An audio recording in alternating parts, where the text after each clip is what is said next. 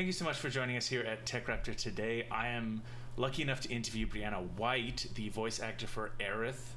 This is so cool. I'm so excited to have a chance to talk to you.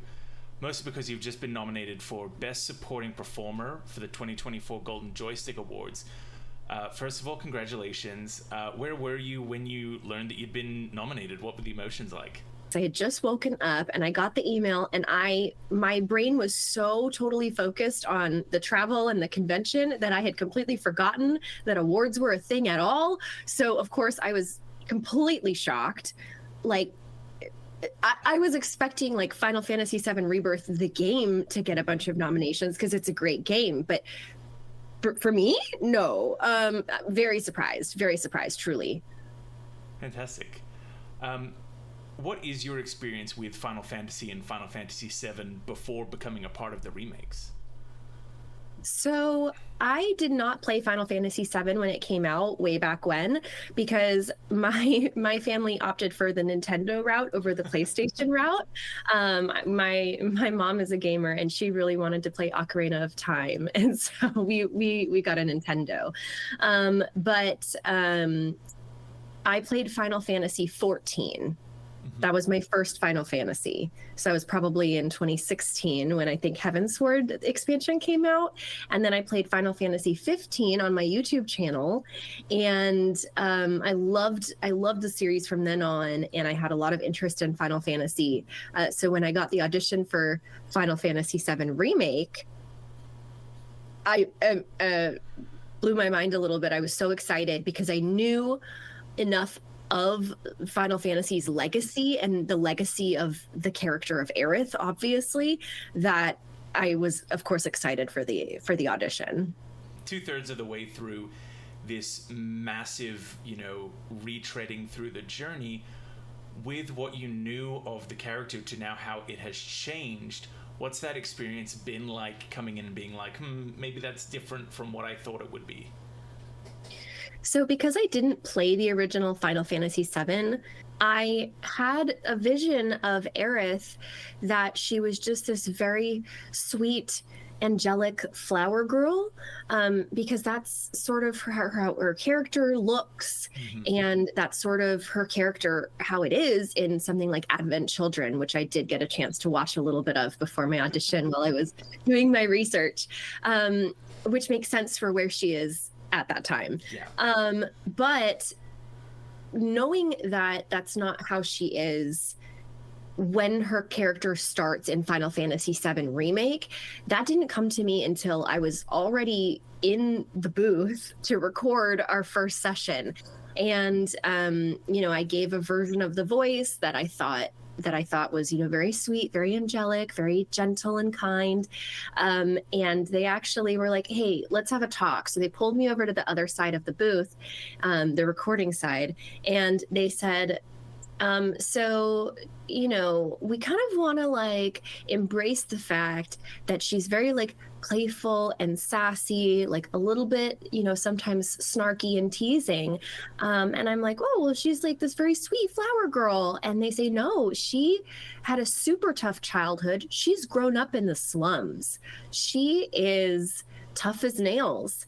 And we apparently I did that in the audition and they liked that. And so they wanted me to keep that version of her. And so, yeah, definitely my idea of her has changed from before I really started working with her. And I love that depth that they added to her. And it was there in the original Final Fantasy VII, but because that didn't have voice acting, a lot of people didn't know that. Some people will come up to me at conventions and say, I didn't like Aerith at first, but now she's one of my favorite characters. And there's no higher compliment than that, truly. It just absolutely brought the side of her to life that people were really wanting to see. I'm glad I got the chance to, because she deserves it. She's such a great character. Yeah, and I was going to ask, from Remake to Rebirth, we see her grow up from presenting as a flower girl wrapped up in a multiversal plot to a sunglasses-wearing badass ready to embrace her destiny and save the world. Coming back for Rebirth, how did you continue to grow upon your approach to voicing her character? So for Final Fantasy VII Remake, she is just getting to know these characters for the first time. And she, you know, her way to get to know people and her way of sort of like, on the surface, she's very playful. She teases Cloud from the very beginning. Yeah. But it's not until later in Remake that she lets any sort of her history shine through at all, or her vulnerability shine through at all, because that's something that she's been hunted for her whole life. And so she keeps all of that really, really deep down. What's really great about getting the chance to voice her in Final Fantasy VII Rebirth is that now that she knows these characters like Barrett and Tifa and Cloud and Red, she has a camaraderie with them and she trusts them. And so we get to experience Aerith opening up. And we have scenes like on the beach in Costa del Sol where she admits that she does have hate in her heart, even though that's not something she likes about herself because of the way that she's been treated. And she admits that she has doubts and fears. And we get to see that side of her because she trusts her companions. And so being able to open her up and show off that vulnerability and that side that says, yes, I'm optimistic and I'm playful, but I'm still a real person who's gone through really hard things. I think that was a really beautiful place to take her character in Rebirth specifically. Wonderful. And things aren't always good for Aerith in Rebirth. What was it like recording that in the booth? Was that something that you did alone or across from other cast members? So we record everything completely alone. Mm-hmm. I haven't recorded anything for any of the games with any of the other characters. And that's because, the mics are so sensitive that it's just a lot easier to have one person to focus on. And the process is really very technical.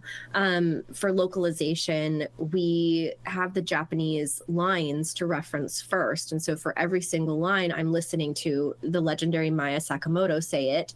And then I have the translation on the screen that the writers have chosen to go with, and then I give my performance after that.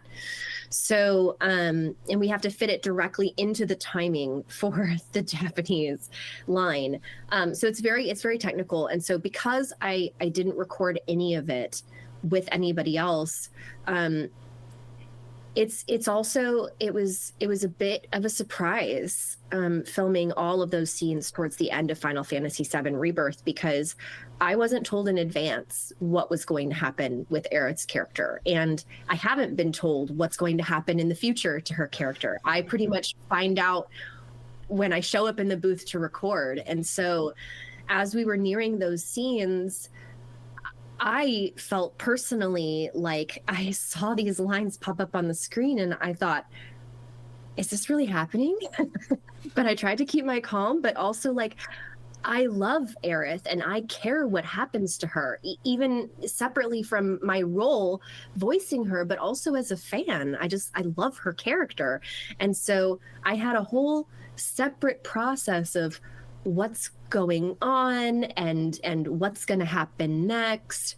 Just like all of the fans, I had all of those same feelings while recording in the booth. Wow, yeah, and the fact that you learned at the same time is wild. Oh, that's like going in for a regular day, coffee in hand, and then having your heart torn out. Truly, it was a heavy day. Well, I was gonna say that Aerith seems to still have quite a bit of presence at the end of Rebirth, speaking to Cloud.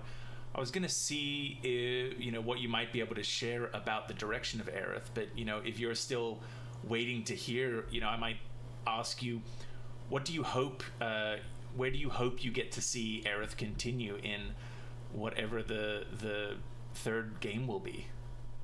Oh, well, as an actor, I hope Aerith continues on voicing every line in the game, and then they decide, wow, that was so great, let's make another 3 games. But that's just me as an actor, right? I like work and I want to stay employed. But as a fan and someone who loves her character, I don't know what's going to happen next. Like I said, they don't tell me any of that stuff, but I love the legacy that she brought to the original Final Fantasy VII by virtue of her sacrifice. And because that, it's always hard when a character we love dies in a game or a TV show or a movie. But because death is a part of life, seeing it on screen enables us as people to kind of process those thoughts about death and mortality and how short life is. And so if that's what eventually is Aerith's legacy in Rebirth as well, I would be okay with that, because it opens up our hearts as we love her, similar to someone that we love in our life, like our parents. I think that's a beautiful place for her character to go if that's what the creators decide. That's a beautiful approach to it. Yeah. And I mean, you have had the bonus of getting to revisit her younger years in Crisis Core as well. Yes. One of the first times I remember seeing you and your YouTube channel was when you were streaming and reacted to Aerith's voice for the first time. Looking back at your journey, how has playing Aerith changed your life? I mean, it's changed my life in every conceivable way. And sometimes I say that first moment that I heard my voice in Final Fantasy VII Remake, I started crying, and I really haven't stopped crying since. 4 years later, and two other games later, because it's incredibly surreal that I've always loved acting. When I was 7 years old, I was in my first school play, and I said, this is what I want to do with my life. And I haven't veered off of that since. But I also really love gaming, and I have for my whole life, because like I said, my mom's a gamer, and it was like a family activity that we all did together. And the fact that I've continued both of those things separately, but in voicing Aerith, two of the most important things in my life have come together in the most beautiful way. How could I not get emotional thinking about that? It's so beautiful. And the way that I've experienced the support of the Final Fantasy fandom family really has absolutely truly changed my outlook on humanity. I mean, I go to a convention so that I can sign autographs and take pictures with people and meet the people that love this game and love this character. And sometimes people will bring me gifts. That means they saw that I was going to be at their local convention and thought, I'm going to put time and effort into bringing Briana a gift. There's no words for how kind and thoughtful that is. So just, it really just, the people that I've met on this journey that have helped me get here, I can't thank them enough, because my life is completely different. My outlook on humanity is completely, I don't want to say restored, but just, it's soared to new heights, truly. You do have your Twitch and YouTube channel, Strange Rebel Gaming. What led you to create that channel initially, and how do you think that it's enhanced your experience of getting to play games like Final Fantasy VII? I created that channel years ago, like I said, because I've always loved acting. But when you're starting out in LA, a lot of it is kind of, oh, I have an agent, that's great, and now I'm just waiting. What do I do now? Take classes? Sure, I'll take classes. Get new headshots? Sure, I'll get new headshots. But other than that, I'm just kind of waiting for the phone to ring. And I am just a little bit impatient. So I'm very driven for what I want. And so I created my gaming channel because I needed something that was in my control completely, that was creative, and I was playing a lot of video games at the time because I love games. And so yeah, I started my channel just so that I could build something that was maybe laterally relevant or beneficial to my acting career, but wasn't about acting necessarily. And yeah, like I said, I built those things separately, not expecting them to come together in such a wonderful way.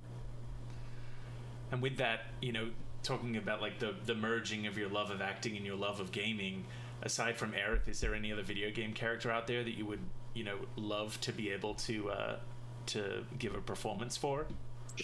It's so hard for me to answer that question because when I think of amazing characters in video games that I would love to voice, they all have amazing voices already. I mean, I think about like before they were voiced.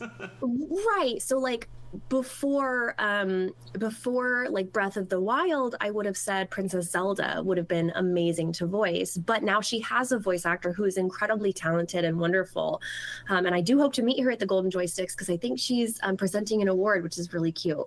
So I would love to meet her and just thank her for her work in person. And I feel the same way about like Commander Shepard, like Femshep, voiced by the legend Jennifer Hale. I could never do as good of a job as her, but like, what a great character, And people ask me like, oh, what other Final Fantasy character would you voice? And I think about Lightning, because I think it would be really cute because Maya Sakamoto voices Aerith and Lightning. And so if I also voiced both characters, that'd be fun. But Lightning has a really talented, wonderful voice actor already. So yeah. I wouldn't take those jobs from any of those talented voice actors. But I love all those characters. So as far as like a character that I would voice that doesn't have a voice, I'll just say like, I really want to voice like a really juicy villain. Like I really want to take on a villain role next and kind of like, Aerith like totally represents like the best of humanity. She is hope, she is light. And I really want to switch that around and like dive into like the ugly parts of a character, So that's what I would want to do next. Going back to the Golden Joysticks, do you have any kind or competitive words to your fellow nominees for Best Supporting Performer? Competitive? You just said that you want to voice a villain. Well, yeah, I want to voice a villain. I don't want to be one personally. No. I actually had the chance to meet Dawn Bennett, who is one of my co-nominees in the same category, at Youmacon in Detroit 2 weeks ago, and she is so lovely. And we're gonna hang out in London together. So no, the only words that I could possibly have to all of my co-nominees is I am incredibly humbled and flattered to be in the same category as them because they're all super talented and they all have very long rosters of experiences and of voices, and I would love to see them all win because they all deserve it too. And this is my first role, So Aerith was the first voiceover role I ever booked, and so truly, like I feel a little bit of imposter syndrome. Like I don't really feel like I belong next to them. So I would be thrilled to see any of them win. Truly. Wonderful. So, going forward, are there any other performances you can talk about that you have coming up, or if people want to check out more of what you're doing, where can they find you? Yes. So nothing upcoming that I can talk about just yet. Everything is super secret, hush, hush, as always. But people are always, they can definitely check out my social media for updates. So at It's Briana White, and that's sort of my like acting update sort of place. So, and like convention appearances as well. Like I'll be in Florida for Holiday Matsuri in December. If they want to come meet me and get an autograph and a photo, that'll be a lot of fun. So at It's Briana White on Twitter or X now, Facebook, Instagram, all the usuals. And then if they want to watch my gaming content specifically, they can check me out on YouTube at Strange Rebel Gaming, or on Twitch. I live stream all of my gameplay as well at The Strange Rebel. And if they want to see like clips and things like that, then that's available on Twitter and Instagram as well. Fantastic. Well, good luck so much with awards coming up, and thank you so much for taking the time to chat with us today. Thank you. I appreciate your time. This was wonderful.